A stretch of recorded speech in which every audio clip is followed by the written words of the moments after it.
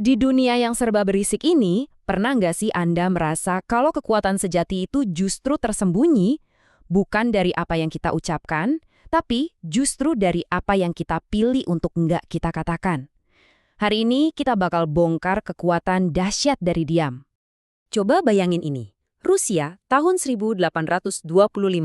Seorang pemimpin pemberontak bernama Kondraty Ryleyev udah berdiri di tiang gantungan. Tali udah melingkar di lehernya.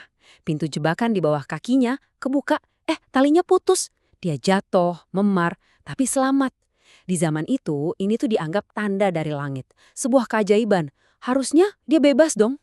Tapi pas Ryleyev bangkit, dia nggak bisa nahan mulutnya. Dia teriak kalimat sarkastis ini ke kerumunan. Seorang utusan langsung lari ke istana, laporin soal keajaiban tadi. Tsar pun bertanya, terus apa yang dia katakan setelah keajaiban ini? Utusan itu ngulangin kata-katanya Ryleyev. Seketika, Tsar merobek surat pengampunan yang udah disiapin dan bilang, kalau begitu, kita buktikan saja kalau dia salah. Besoknya, Ryleyev digantung lagi, dan kali ini talinya nggak putus.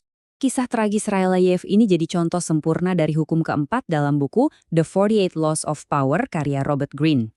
Intinya tuh simpel banget, saat Anda berusaha bikin orang terkesan pakai kata-kata, makin banyak Anda ngomong, Anda justru kelihatan makin biasa aja dan makin nggak punya kontrol. Sebaliknya, orang yang benar-benar berkuasa itu justru mengintimidasi dan dihormati karena mereka irit bicara. Nah, sekarang yuk kita bedah studi kasus pertama kita. Seorang pahlawan legendaris yang mirip kayak Ryleyev, kebanyakan ngomong, sampai akhirnya menghancurkan dirinya sendiri. Namanya Gnaeus Marcius Coriolanus, seorang pahlawan perang Romawi yang legendaris. Di medan perang, dia itu udah kayak dewa. Dia nggak perlu banyak omong, soalnya bekas-bekas lukanya udah jadi cerita tersendiri. Dia memancarkan aura misteri dan kekuatan yang luar biasa. Tapi pas dia masuk ke dunia politik, semuanya berubah total. Awalnya rakyat tuh memuja dia. Cukup dengan nunjukin bekas lukanya, mereka udah siap milih dia. Tapi pas hari pemilihan, dia malah pidato dengan sombong, membual soal kehebatannya, dan bahkan menghina rakyat. Dalam sekejap, citra pahlawannya hancur lebur. Dia kalah telak dan akhirnya diusir dari kota yang pernah dia selamatkan. Dan yang paling mengejutkan, rakyat tuh benci banget sama dia. Saking bencinya, pengasingan dia dirayain besar-besaran di jalanan. Persis kayak ngerayain kemenangan perang ngelawan musuh. Semua itu cuma gara-gara kata-katanya sendiri. Jadi ini dia intinya. Coriolanus menghancurkan auranya sendiri. Waktu dia banyak omong, dia nggak lagi kelihatan kayak pahlawan legendaris, tapi cuma kayak pembual biasa yang nggak percaya diri. Ketidakmampuannya ngontrol lidah nunjukin ke semua orang. Kalau ngontrol diri sendiri aja nggak bisa, gimana mengontrol sebuah kota? Oke, itu tadi contoh yang gagal. Sekarang, mari kita lihat sisi sebaliknya.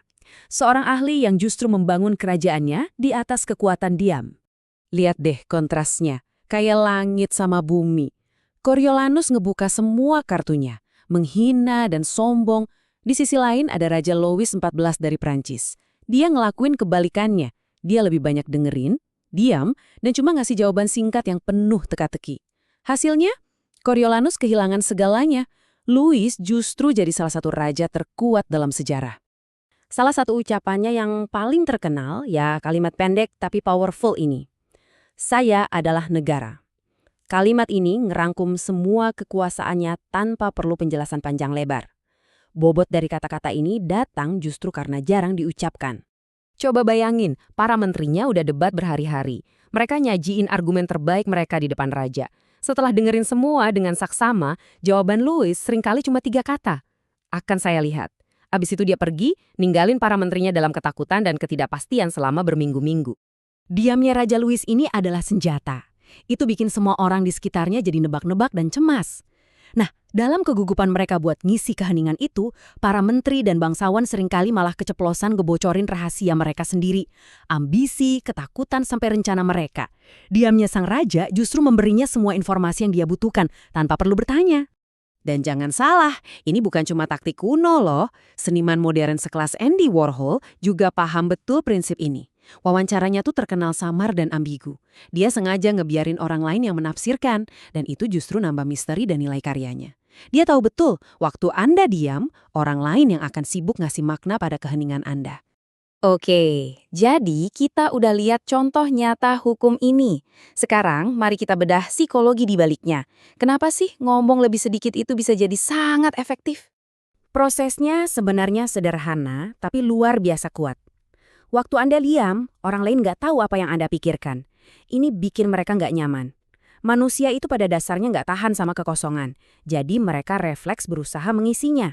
Mereka mulai banyak bicara, mancing-mancing supaya Anda bereaksi. Nah, pas mereka sibuk ngomong itulah, mereka tanpa sadar ngasih banyak informasi soal kelemahan dan niat mereka.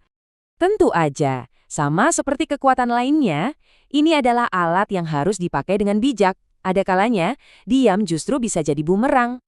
Nah, ini dia kebalikannya. Kadang-kadang, banyak bicara justru bisa jadi topeng penyamaran yang sempurna. Dengan sengaja kelihatan kayak orang bodoh yang banyak omong, Anda bikin orang lain lengah. Mereka nganggap Anda nggak berbahaya. Padahal sebenarnya Anda lagi nyembunyiin niat asli Anda di balik rentetan kata-kata kosong itu. Jadi pada akhirnya, semua kembali ke kita. Anggaplah kata-kata Anda itu mata uang. Apakah Anda akan menghamburkannya begitu saja seperti Coriolanus dan kehilangan segalanya? Atau Anda akan menggunakannya dengan sangat bijak seperti Louis XIV, membuat setiap kata jadi berharga dan membangun kekuatan di sekitar Anda? Pilihannya ada di tangan Anda.